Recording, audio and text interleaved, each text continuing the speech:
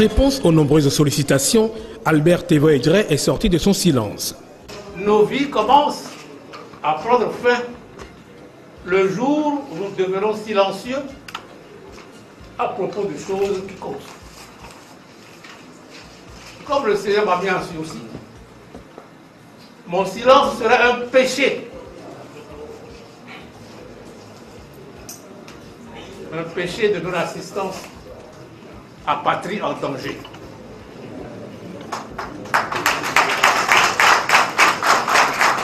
Bien connu du sérail politique, Albert Tevoe-Djere se devait, en cette période préélectorale, sensible. C'est donc à Azalaï Hôtel de Cotonou qu'il a donné rendez-vous à la presse nationale et internationale pour partager ses réflexions sur ce qu'il a appelé la nouvelle logique électorale ou la conscience en action appliquée au contexte de l'élection présidentielle de 2016. Le frère Melchior, c'est son nouveau nom, a dans un premier temps abordé les raisons qui l'ont conduit à prendre la responsabilité de lancer ce concept avant d'en expliquer le contenu. Cette nouvelle logique électorale marque une rupture radicale avec les pratiques actuelles liées à la prédominance d'un grégarisme régional irréfléchi et à l'asservissement par l'argent dont on ne se préoccupe jamais de l'origine. Alors ma logique prend appui sur 3 éléments essentiels. 1. Proposer des réponses adéquates aux problèmes concrets qu'affrontent les citoyens en les associant à cet exercice et montrer clairement la voie d'une bonne gestion des intérêts généraux du pays dans les principaux domaines de la vie nationale et dans le cadre d'une intégration régionale ambitieuse et novatrice. Susciter l'adhésion et l'engagement enthousiaste des citoyens en leur offrant le privilège d'une souscription financière, d'une participation financière massive à ce programme de rénovation dont ils sont inspirateurs et garants. Canaliser enfin cet empire des consciences en favorisant, vous ne serez pas surpris, l'émergence d'une vraie chaîne de prière interconfessionnelle, de jeûne et d'aumône pour obtenir ensemble la grâce d'un gouvernement avant tout préoccupé du bien commun et du salut public, dirigé par un président, écoutez-moi bien, dirigé par un président préparé pour cette fonction, préparé pour cette fonction.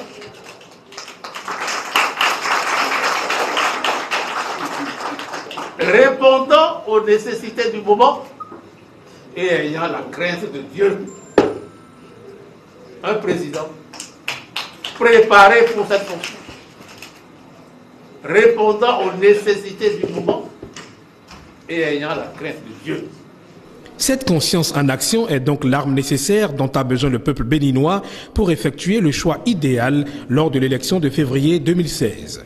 Justement, dans le cadre de ce scrutin, Albert Tevoe-Djere a annoncé avoir accueilli plusieurs candidats avec qui il a échangé sur les préoccupations d'intérêt national et bien entendu sur leurs projets de société. Que toutes ces personnalités qui ont bien voulu me gratifier de cet honneur soient remerciées. Ici, qu'il s'agisse de Daniel Eda, d'Emmanuel Golou, de Bertin Corvi, de Fernand Amoussou, d'Éric Mounete, de Robert Guignan, d'Abouraï Biochanin, de Sébastien Diavon ou de Pascal Koupak. Tant pour la noblesse de leurs intentions, pour notre patrie commune, que pour la qualité des documents élaborés qui dénotent une parfaite maîtrise des problèmes du pays. Tous ces textes dont j'ai pris connaissance se caractérisent par une constante, leur fibre patriotique qui vise à sortir le pays de l'ornière. Quant aux remèdes préconisés, ils varient d'un candidat à l'autre et c'est sur cette base que l'appréciation peut se faire. Mais après analyse, un projet de société qui porte une particularité retiendra son attention. Je considère pour ma part, avec beaucoup d'intérêt, celui de la nouvelle conscience.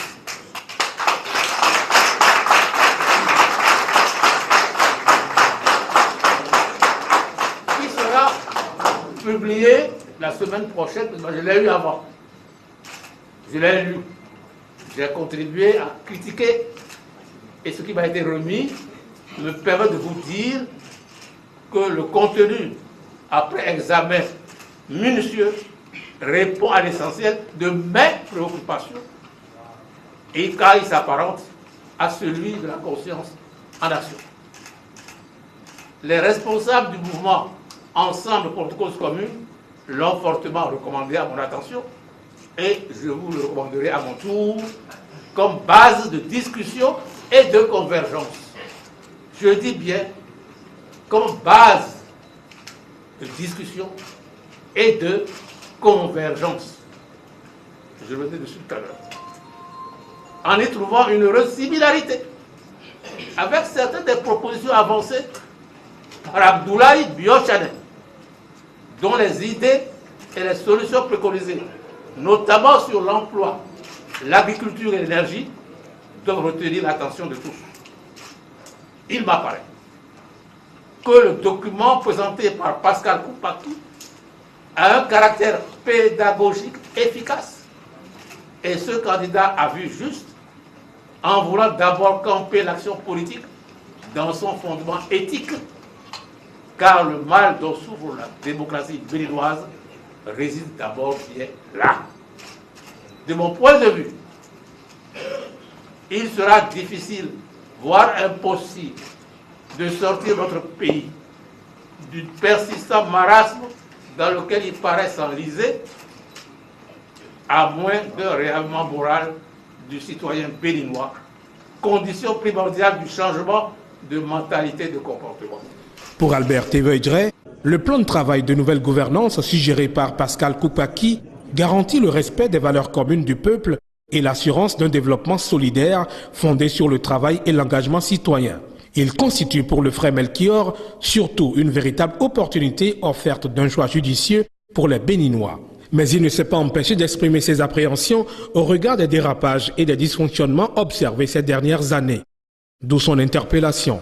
Béninoises, Béninois, avec chacune et avec chacun, j'ose invoquer mon grand âge, on l'a rappelé, 87 ans bientôt, pour solliciter votre indulgence qui me permet, comme au terme de la conférence nationale, de faire résonner notre voix commune. Nous en appelons respectueusement et fidèlement à l'inoubliable souvenir de Monseigneur Isidore de Souza. Nous en appelons à l'engagement et à la mémoire des présidents et tous autres respondateurs du précieux héritage que demeure notre renouveau démocratique. Nous supplions, Monsieur le Président de la République, qu'il n'est pas un chef de parti et que ses hautes fonctions et responsabilités constitutionnelles élèvent au-dessus de toutes intrigues ou manœuvres obscures, le situant au sommet du rigoureux discernement qui fait de lui notre guide pour l'honneur, le bon sens et l'intérêt supérieur de la patrie. Nous en appelons à Monsieur le Président de l'Assemblée nationale et à chaque membre du Parlement, tous responsables individuellement et collectivement de l'unité, de la souveraineté et de l'indépendance de la nation.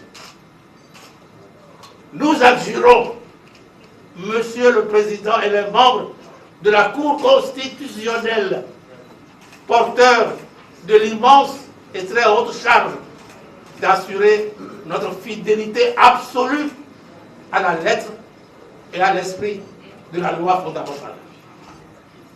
Nous voulons faire confiance à tous les présidents des autres institutions, à Monsieur le médiateur de la République et à Monsieur le haut-commissaire à la gouvernance concertée.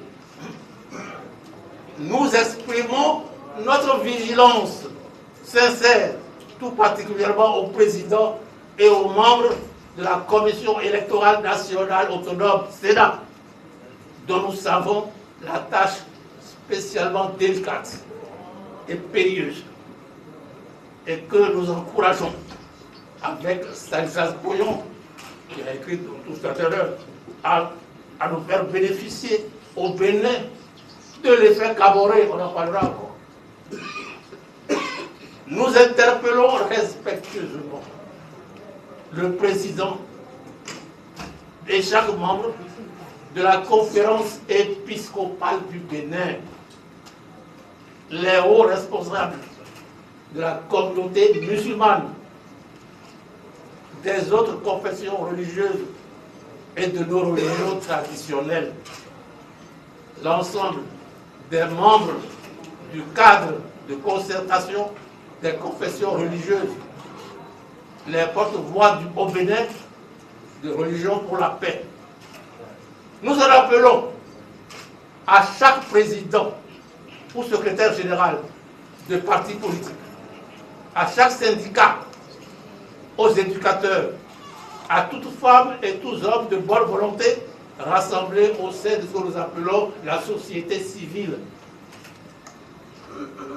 Nous sollicitons le regard fraternel de nos partenaires de la CEDEAO, du Nigeria au Sénégal, de l'attention vigilante de l'Union africaine. Aux Nations Unies, nous disons notre confiance et notre gratitude constante. Enfin, nous sommes sincèrement reconnaissants pour les interrogations lucides et généreuses venant de partout, et notamment de la France d'Aimé Césaire, de Francis Aupier, de Stéphane Hessel, qui nous enjoignent de nous indigner. Indignez-vous, nous lance Stéphane Hessel. Sans doute éclairé dans sa retraite spirituelle, le frère Melchior a ainsi opéré son choix et invite tous les Béninois à partager cette conviction dans la marche au combat de la victoire.